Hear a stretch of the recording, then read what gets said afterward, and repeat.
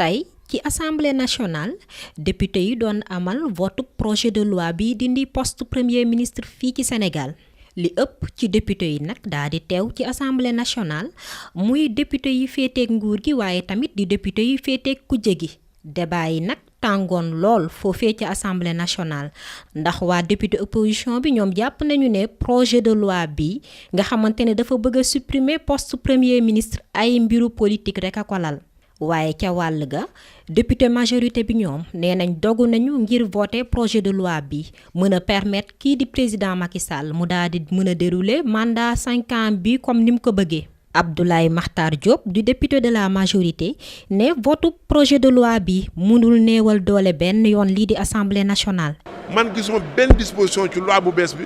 buy néewal doole assemblée nationale gisuma ko parce que su amoon ñoo koy wax yow ñu ne député bi. mun ngaa woo ministre yi mun ngaa def question d'actualité mooy lan mooy ci biir weer wi lu ci xew loo xam ne kéemtaan la député bi sañ na woo ministre bu ñëw mais yéen journalistes yi fekkee ngeen ba taay déclaration de politique générale soo posé question ministre des finances premier ministre mooy répondre soo posé question ministre de la santé premier ministre mooy répondre soo posé question ministre des infrastructures premier ministre mooy répondre waaye léegi ñu ne premier ministre toogal ministre bi joppam la ñu soxla loolu kay moo gën a dañuy approfondir question yi. alors donc man gis ma fu ñu néewale doole assemblée nationale amu ci benn disposition bi ci des maa ngi dégg ci benn journal ñu ne l'assemblée nationale ne peut plus être convoquée en session extraordinaire loolu amul ba léegi l'assemblée nationale peut être convoquée en session extraordinaire à la demande de la moitié des députés kon dara beesu fi te bu neexoon président de la République sax mu bàyyi fi premier ministre nommé ko te du ko jox benn pouvoir loo ci mën. Dans le décret 723-93 du 7 juin 1993 portant répartition des services de l'État après le remaniement ministériel Abdou Diouf bi mu nommé Ousmane Tanor Dieng pouvoir yëpp moom la ko jox premier ministre Habib Thiam amoon benn pouvoir xool leen texte yi xool leen décret boobu kon loolu premier ministre pouvoir bu mu am président moo ko koy délégué premier ministre amul pouvoir bu boppam.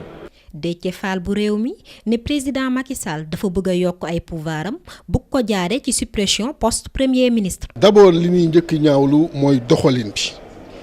parce que projet de loi bi nga xam ni day changer en profondeur sunu architecture institutionnelle te figuréwul ci benn programme candidat ci élection présidentielle yi ñu génn matul ñaari weer kenn warul mën a ñëw parachuter ko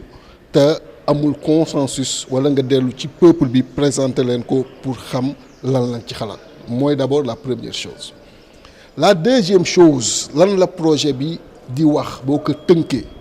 mooy président Macky Sall jàpp na ne système de transmission bi dafa xaw yéex da ko bëgg gën a gaawal léegi mais man dama leen di wax ci terme électromécanique du système de transmission day am élément moteur avec une poulie motrice am une chaîne de transmission am élément récepteur avec une poulie réceptrice donc il y a 3 choses qui entrent en jeu lui il indexe la chaîne de transmission comme étant le problème pour mu mën a def un accouplement direct pour éliminer chaîne boobu mais si c'est l'élément moteur lui-même qui est défaillant au niveau de son stator et au niveau de son rotor day perdre de la puissance nga xam ni bu fekkee accouplement direct la ou indirect le résultat est le même et les Sénégalais ont constaté que c'est l'élément moteur qui pose problème c'est pas le type de transmission et c'est ce qui leur a amené à voter en 2024 massivement pour l'opposition et à constater également que moom dafa def un hold-up sur ça donc il faut pas qu'il indexe la chaîne de transmission mais c'est l'élément moteur qui aujourd'hui est défaillant donc c'est le président de la République lui-même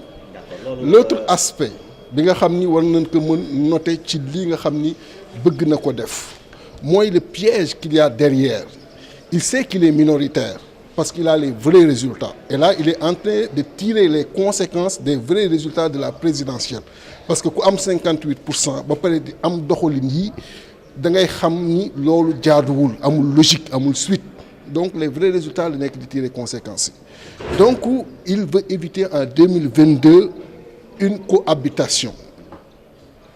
Opposition en possibilité nommer un premier ministre nga xam ni bu fekkee loolu am na bu boobaa premier ministre boobu mooy nommer membre gouvernement yi bu ko defee moom day nekk président d'honneur du Sénégal mais dootu am benn possibilité conduire la politique de la nation mu bëgg éviter loolu bëgg en même temps continuer à faire prospérer bu fekkee mën na nekk ci diggante bi son hold-up électoral bu fekkee réussir na ko 2022 mu am possibilité sur les 5 ans qui suivent am une majorité acquise à sa cause ce qui veut dire bu cumuler loolu ak impossibilité président de la République pour mu dissoudre Assemblée nationale kii ñëw en 2024 bu fekkee ku bees la kooku day obligé cohabiter ak une majorité du président sortant pendant 3 ans encore nga xam ni donc mën na toog fële bu fekkee am na ay dossiers yu bon yu ko nit ñi war poursuivre et tout kii ñëw du mën def loolu parce que majorité mooy nekk fii nii. Abdoulaye Wilane bu Benno Bokk Yaakaar daa di wax ne tey moom kenn mënu leen a tere voter projet de loi bi te xam nañu fi ñuy jaar waa député opposition bi. parce que dañu gëm ne réforme bi day delloo président de la République la plénitude de ses responsabilités juróomi at lañ ko fal gouverner nag c'est prévoir l'avenir olof ne ëllëg du añ du reer waaye des na ko yekkal comme Sénégal fal nañ ko pour juróomi at yu mat sëkk mu war a liggéey te seetlu leen Sénégal secteur boo dem ku am loolu naqari ne nañ dem ci président applique ñii grève ñii revendiquer ñii ñaxtu ñii jàmbat kenn du ne nañ ma yóbbu ci premier ministre wala nañ ma yóbbu ci keneen te premier ministre faluñu ko président lañ fal président seet ne juróomi at yi pour baral liggéey bi dafay dindi fonction premier ministre ci réew mi gouvernement continuer liggéey di dépendre directement ci moom loolu jàpp nañ ne jamono moo ko laaj te président de la République am na sañ-sañu proposer soit assemblée soit peuple bi par référendum ñi modifier constitution bi waaye jàpp na ne li gën a ñoŋ gën a sakkan pour réew mi moo ñu defee ko assemblée danañ ko defal ni mu ko bëggee jamonoy fast track lañ toll xam nga ku dem Kajoor ron goo fa seen gis na la kon nand nañu pexeem opposition bi nga xam ne dañu bëgg dañu tardeel bu ñu reprendre liggéey bi léegi di ngeen xam ne am nañ pexe boo xam ne nii amendement yu bëri yi ñu génne ak débat yu bëri yi ñu bëgg génne ak motion préjudicielle ak motion préalable yi ñu nit am nañ pexe pour mën cee rëcc. Serigne Abdou Bara Dolly Mbacké di député opposition nee na loi bi dëppoowul ak yoon te ñoom duñu ko voté. li ma si mën a wax rek mooy ku ne xam na ni mu demee nii ndax ñoom bëgguñu woon sax débat bi am ndax am na ñoo xam ne dañu def ay proposition mais ku ne xam ne règlement intérieur Assemblée nationale may na ñu def ay tour téeméer député ak ñett wote bind nañu li tax ñoom ñu jël pause bi ñoom seen jëm bopp lu ñoo bëgg dem pour xoolaat wàññiwaat seen i parole pour que ñu mën a jàll loi bi mais ñun dañ ko bale ko fii ba minuit ndax loolu mooy suñu ambition ba nga xamante loi bi du jàll ndax tey ñi bind ñëpp buñ waxee dana dem ba 8 heures 19 amendement yi mu dugal nga xamante ne moo nekk ni 19 amendement yoo bu ñu ko defee dana def ba 23h59 nga xam ne loi bi dañ koy rapporté benn ndax loi la boo xamante ni du loi bu wër bu war a dugg assemblée ndax loi bi